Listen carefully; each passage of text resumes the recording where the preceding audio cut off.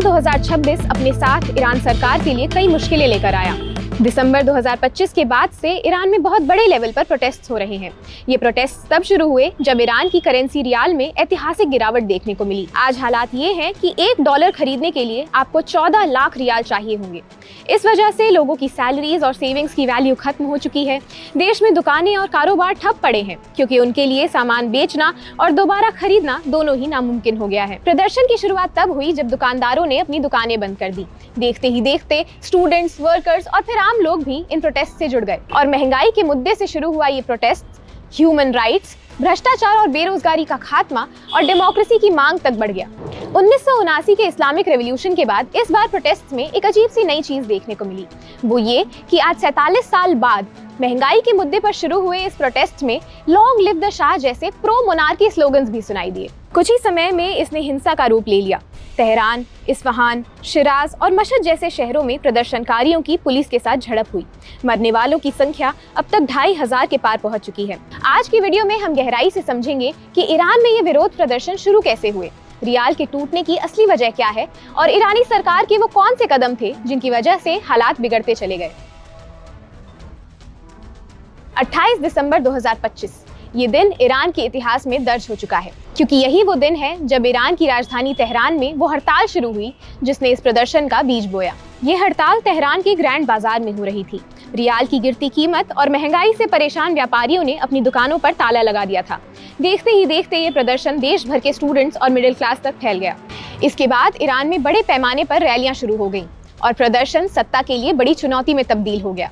Reports के मुताबिक Iran में इन्फ्लेशन रेट 40% के पार जा चुका है और खाने पीने जैसी बेसिक चीजों पर इन्फ्लेशन रेट 70% से भी ऊपर है। इस पर यूएन की रिपोर्ट बताती है कि महंगाई की वजह से ईरान की आधी से ज्यादा आबादी मैल नरिशमेंट यानी कुपोषण के खतरे में है। ईरान पर आर्थिक संकट का ये पहाड़ अचानक नहीं टूटा। इसके पीछे 3 बड़ी वजह है।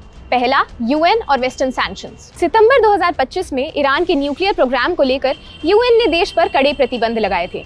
इससे ईरान के ऑयल एक्सपोर्ट्स लगभग ठप हो गए थे, जो एक तरह से उसकी अर्थव्यवस्था की नींव है, जिसके डगमगाने से पूरी इकोनॉमी उथल-पुथल हो गई। दूसरी वजह है ईरान का लगातार रीजनल कॉन्फ्लिक्ट्स में इन्वॉल्व होना। रिपोर्ट्स के मुताबिक पिछले साल इजराइल के साथ हुए 12 दिनों के कॉन्फ्लिक्ट ने ईरान के इंफ्रास्ट्रक्चर को भारी नुकसान पहुंचाया।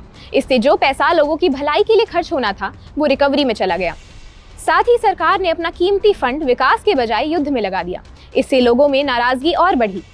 इसके अलावा यूएन की रिपोर्ट के मुताबिक ईरान लगातार हिजबुल्लाह, हमास और हूती जैसे ग्रुप्स को ट्रेनिंग और फंड्स देता आया है। प्रदर्शन में इसके खिलाफ भी नारे सुनाई दिए। तीसरी वजह है इंपोर्ट्स पर रियायती एक्सचेंज रेट्स को खत्म करना। सालों से ईरान सरकार ये सब्सिडी देती आ रही थी, जिससे जरूरी इंपोर्टेड सामान सस्ते दामों में जनता को मिल जाते थे। लेकिन 2025 के खत्म होते होते इसे बंद कर दिया गया। जैसे ही इसे अचानक हटाया गया, खाने पीने और दवाइयों जैसी चीजों की कीमतें रातों रात दुगनी हो गईं। खाने पीने की बढ़ती कीमतों के बीच सरकार ने दिसंबर में पेट्रोल की कीमतों में भी इजाफा किया और इसका सीधा असर देखने को मिला जनता की जेब पर। इसके बाद प्रदर्शन को शांत करने के बजाय खामेनेई सरकार के फैसलों ने जनता को और नाराज कर दिया। यूएन फैक्ट फाइंडिंग मिशन से पता चला कि 8 जनवरी 2026 से ईरानी सरकार ने पूरे देश में इंटरनेट बंद करने का फैसला लिया ताकि प्रदर्शनों की खबरें देश से बाहर न जा सकें।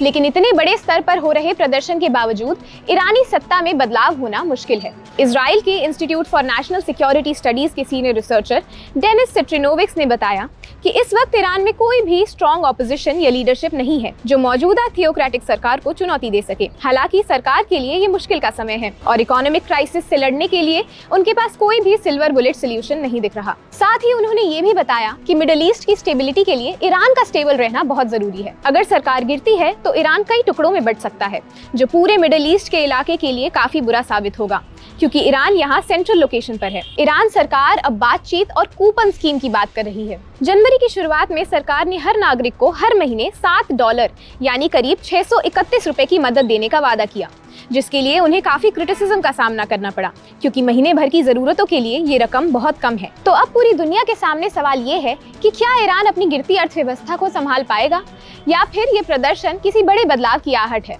इस बारे में आपकी क्या राय है, ये हमें कमेंट सेक्शन में जरूर बताइएगा और ऐसे ही अपडेट्स के लिए देखते रहिए जी बिजनेस।